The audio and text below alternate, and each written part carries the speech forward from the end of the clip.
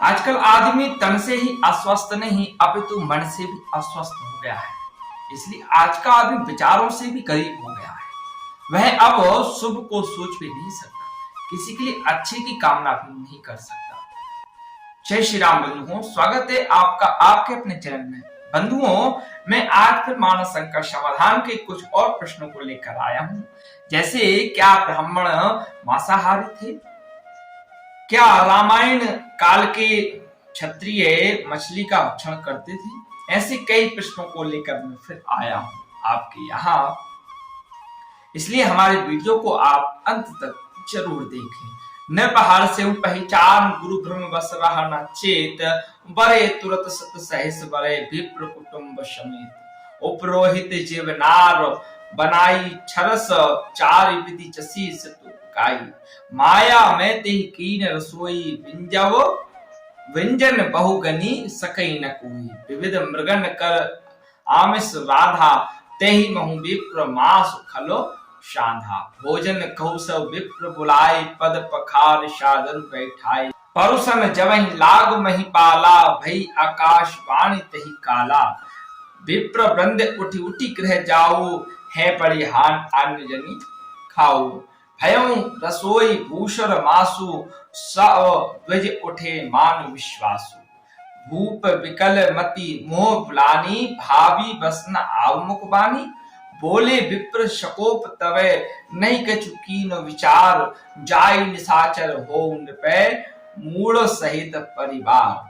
श्री बालकांड के इस प्रतापभानु प्रसंग के अंतर्गत जो मृग मांस के रांधने की बात लिखी है, उससे कुछ लोग शंका करते हैं कि प्राचीन काल में जो है ब्राह्मण मांसाहारी थे। आकाशवाणी में वयम रसोई भूषण मासु कहकर केवल ब्राह्मणों के मांस की ही निषेध किया है। इससे भी अनुमान होता है कि विविध मृगन कर आमिष राधा, उस समय ब्राह्मणों में मांसाहार की प्रथा थी। इस शंका के समाधान में श्री मानस के मूल शब्दों के आधार पर कुछ विचार प्रस्तुत किया गया है। इस प्रसंग में सर्वप्रथम दो शब्दों के अर्थ पर विचार करने से उपयुक्त शंका का सर्वदा निर्मूल हो जाता है। पहला, माया में तेहि कीन रसोई में माया में शब्द है, और दूसरा है कि बड़ी हानि अन्न जनी खाओ में अन्न शब्द है। रसोई माया में हुई थी, यह माया में से क्या तात्पर्य? यदि माया में शब्दों में यह भाव लिया जाए कि यह सब झूठा खेल था, वस्तुतः कुछ भी नहीं बना था। जैसे राजा को सांप के पश्चात वहां जाने पर मालूम हुआ था कि जहना असन नहीं विप्र सुवारा, तो इससे विविध मृगन कर आमिष नाता तेहि महु विप्र मांस साधा। अर्थात अनेक प्रकार के जानवरों का मांस पकाया गया और उसमें ब्राह्मण का मांस भी मिलाया गया था। यह बात मिथ्या हो जाती है, और इसके मिथ्या होने से भयं रसोई भूषण मासु, यह आकाशवाणी भी झूठी हो जाएगी। तब माया में शब्द से यहाँ क्या भाव लक्ष्य कराया गया है, इसका पता है बड़ी हानि अन्न जनी खाऊ, इस आकाशवाणी के अन्न शब्द से मिल रहा है। अर्थात माया में से तात्पर्य की रसोई बनाई गई थी मांस की ही थी। उसमें ऐसी माया बजती थी कि वह देखने में अन्न की रसोई प्रतीत होती थी। ऐसा कपटमय कार्य हुआ था कि रसोई मांस की बनी, परसने वाले राजा तथा भोजन करने वाले ब्राह्मणों को शाप अन्न की ही पदार्थ दिखते थे। इसी कारण धर्म धुरंधर राजा प्रतापभानु को भी उसके परसने में कोई शंका नहीं हुई, तथा विप्रों को भी अन्य के पदार्थ देखकर कोई संकोच या विपरीत भाव उत्पन्न नहीं हुआ, बल्कि अन्य के पदार्थ जानकर वे सब उसे खाने के लिए तैयार थे, क्योंकि उस माया में कार्य के प्रभाव से वे ऐसे बेमोहित हो गए थे कि किसी की समझ में यह कपट का भेद नहीं खुल सका। परंतु सर्वदर्शी सर्व अंतर्यामी भगवान के सामने माया क्या कर सकती है? भला उनसे क्या छिप सकता है? जब भगवान ने देखा कि इस प्रकार धोखे में ही इन विप्रों का धर्म नष्ट हो जाएगा, क्योंकि वे बेचारे ऐसे अन्न देख रहे हैं और वह वास्तव मांस है, तब परसन्न जबहि लाग मही पाला, भई आकाशवाणी तही काला। विप्र वृंद उठी उठी गृह जाओ, बड़ी हानि अन्न जन खाओ। भयं रसोई भूषण मासु, इस प्रकार उस माया में कपट से बचाने की आकाशवाणी हुई। अब अन्न शब्द से यह सिद्ध होता है कि ब्राह्मण उसे अन्न की रसोई ही जानकर खाने को तैयार हुए थे, न कि मांस की रसोई। इसी प्रकार आकाशवाणी में अन्न शब्द आया है। यदि ब्राह्मण मृग मांस खाते होते और केवल भूषण मांस का ही निषेध होता तो आकाशवाणी इस प्रकार होती कि है बड़ी हानि मांस जन खाओ भयं रसोई भूषण मांस इत्यादि, परंतु उस रसोई को आकाशवाणी में मांस न कहकर स्पष्ट रूप से अन्न कहा गया है। इससे सिद्ध होता है कि ब्राह्मणों को यदि मृग मांस की प्रतीति होती तो वे रुष्ट होकर पहले ही श्राप दे देते। राक्षस की तो स्कीम ही और थी। उसने सोचा था कि रसोई परसने के बाद जब ब्राह्मण भोजन आरंभ करेंगे तब हम अपनी माया को समेट लेंगे और उनको अपने सामने मांस स्पष्ट दिखने लगेगा और वे कोप कर राजा को श्राप दे देंगे। इस प्रकार ब्राह्मण भ्रष्ट हो जाएंगे और उनके द्वारा राजा को श्राप भी मिल जाएगा। परंतु भगवान ने आकाशवाणी द्वारा ब्राह्मणों को धर्मभ्रष्ट होने से बचा लिया। राक्षस ने भूसुर का मांस मृग मांस में इसलिए मिला दिया था कि निषेध को पराकाष्ठा हो जाए, क्योंकि जब केवल मांस का ही निषेध है तो फिर विप्र मांस का तो कहना ही क्या। विविध मृगों में भी गौ भी शामिल है, इसलिए उसने गौ और ब्राह्मण का मांस करके निषेध का अंत कर डाला और उसी निषेध की पराकाष्ठा को सूचित करने के लिए आकाशवाणी में भूषण मांस की सूचना दी गई है। भयं रसोई भूषण मांस। यद्यपि रसोई में विविध मृगों का मांस ही अधिक था और उसमें भूषण मांस स्वल्प परिमाण में मिलाया गया था, तथापि आकाशवाणी में केवल भूषण मांस की चर्चा हुई थी। इसका कारण यह है कि भूषण मांस का भोजन सबसे अधिक चर्चित है, इसलिए मुख्य का ही जिक्र किया गया है। मुख्य के सामने गौण की चर्चा क्यों की जाती है, इसलिए आकाशवाणी भूषण मांस शब्द कहकर और मांसों को गौण सूचित किया गया है। अब रही बात कि उस राक्षस ने सीधे अन्न की रसोई बनाकर उसमें किंचित मांस मिलाकर अपना कार्य सिद्ध करने के बजाय सारी रसोई मृग मांस की क्यों तैयार की, तो इसके मुख्य दो कारण है।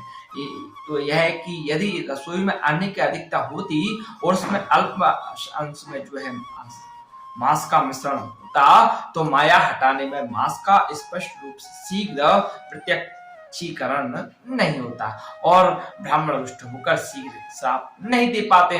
दूसरी बात यह है कि लाखों ब्राह्मणों को कुटुंब सहित भोजन देने के लिए हजारों अन्न की आवश्यकता होती है और वह उस जंगल में छिपकर रहने वाले राक्षस के लिए दुष्पाही था। यदि किसी नगर की अनाज मंडी से वह अनाज प्राप्त करता तो इस बात का भय था कि हुल्लड़ मच जाने से गुप्त भेद खुल जाएगा, इसलिए उसने सुगम समझकर अपन पशुओं को मारकर मांस की सामग्री से रसोई तैयार की थी और उसे अधिक निषिद्ध बनाने के लिए विप्र तक का मांस उसमें मिला दिया था। सारांश यह है कि राक्षस ने अपनी माया से मांस को अन्न के रूप में ब्राह्मणों के सामने रखा था और चाहता था कि ब्राह्मण जब भोजन करने लगेंगे तो मैं माया हटा लूंगा और वे मांस को देखकर क्रोधित हो राजा को श्राप दे देंगे। राक्षस ने एक ही ढेले से दो पक्षी मारने तथा ब्राह्मणों को धर्मभ्रष्ट करने और राजा को श्राप दिलाने का संकल्प किया था, परंतु धर्म रक्षक परमात्मा ने आकाशवाणी द्वारा ब्राह्मणों का धर्म बचा लिया। अतएव इस प्रसंग से ब्राह्मणों का मांसाहारी होना किसी प्रकार विषित नहीं होता है। ना तो ग्रंथकार का कोई ऐसा लक्ष्य यहाँ है जिससे ब्राह्मणों के ऊपर मांसाहार का आरोप किया जा सके। यहाँ तो प्रसंग स्पष्ट है कि ब्राह्मण अन्न के भोजन के लिए ही निमंत्रित थे और उन्हें उनकी प्रीति हो, इसलिए राक्षस ने माया से मांस को अन्न रूप में प्रकट किया था तथा भगवान ने भी आकाशवाणी द्वारा ब्राह्मणों को माया के कपट जाल को तोड़ते हुए कहा था कि है बड़ी हानि अन्न जनी खाओ। इसलिए ब्राह्मणों के ऊपर मांसाहार के आरोप की शंका निर्मूल और अनुचित है। भला जब कलयुग के धर्मनिष्ठ ब्राह्मण भी मांस के स्पर्श तक से घृणा करते हो और उसे महानिषिद्ध समझते हो तो त्रेता युग के ब्राह्मण जो निज निज धर्म निरत रीति के अनुसार वर्णाश्रम धर्म के पालन में ही अपना जीवन बिताते थे, इस प्रकार के कलुषित कर्म कैसे कर सकते थे। यथार्थ रूप से वर्तमान था उस समय के ब्राह्मणों के लिए स्वप्न में भी मांसाहार का अनुमान करना कुचेष्टा मात्र है। उपयुक्त प्रसंग कोई भी शब्द ब्राह्मणों को मांसाहारी निश्चित करता है। अब दूसरा प्रश्न आता है, क्या रामायण काल के क्षत्रिय नरेश मछली खाते थे? अब शंका जो है कहां से बैठी है। अयोध्या कांड में मीन पीन पाठीन पुराणे भरी भरी भार कहारण आने। इस उक्ति के अनुसार निषाद राज ने भरत जी को बड़े पुराने और मोटे मोटे मत्स्य भेंट किए थे। उनका भरत जी ने क्या किया, वे किस काम में लाए गए, समाधान जो है यहाँ पर बताते हैं कि निषाद राज ने भरत जी की भाग्य की परीक्षा के लिए सात्विक, राजस और तामस इन 3 प्रकार की भेंट सजाई थी, जिससे वे यह देखना चाहते थे कि भरत जी को इनमें से जिस प्रकार के पदार्थ अधिक प्रिय होंगे उन्हीं से उनकी प्रकृति का पता चल जाएगा। यथा लखव सुनऊ शुभाए, बैरु प्रीत नहीं दुरहि दुराए। अस कही भेंट संजोबन लागे, कंद मूल फल खग मृग मांगे। मीन पीठ पाठीन पुराने, भरी भरी भार कहारन आने। इसमें कंद मूल फल सात्विक, खग मृग राजस और मीन तामस पदार्थ हैं। जब यह भेंट लेकर निषाद राज भरत जी के पास गए तो भरत जी की उनमें से किसी और की ओर दृष्टि नहीं गई। बस राम सखा सुनि सदन त्यागा, चले उतरे उमगत अनुरागा। यह सुनते ही निषाद राज श्री रघुनाथ जी के सखा हैं, रथ उन्होंने छोड़ दिया और प्रेमानुराग में डूबते हुए दौड़कर उन्हें हृदय से लगा लिया। इस प्रकार निषाद राज को उनमें तीनों गुणों से परे गुणातीत अवस्था का प्रमाण मिला। श्री भरत जी को तो राम सखा होने के कारण निषाद राज ही इष्ट हुए हैं, इसलिए उन्हें भेंट में आए हुए पदार्थों का ना तो ग्रहण करने की चर्चा है और ना ही प्रतिनि की है। इस समय वे तो श्री राम जी के प्रेम में छके हुए थे, वे इन संसारी पदार्थों का उपयोग कैसे कर सकते थे। जब प्रयागराज में भरद्वाज मुनि की आज्ञा रूप परम धर्म के बंधन में बंधकर भी उन्होंने उनके दिए हुए नाना प्रकार के भोगों से रात्रि में चकवा और चकवी की भांति अलग रहकर अपने नियम को निभाया, तो यहाँ मीन आदि की और ताकने की कल्पना भी कैसे की जा सकती है। संपत्ति चकई भरत चके, मुनि आयस खेलवार। तही निसी आश्रम पिंजरा, राखे भाव अनुसार। बस वे जैसी की तैसी वापस हो गई। भगत जी ने तो उनकी ओर देखा भी नहीं। फिर मीन खाने की बात कहां से आ गई। अगर आपको हमारी वीडियो अच्छी लगती है तो वीडियो को शेयर जरूर करें, लाइक करें। धन्यवाद।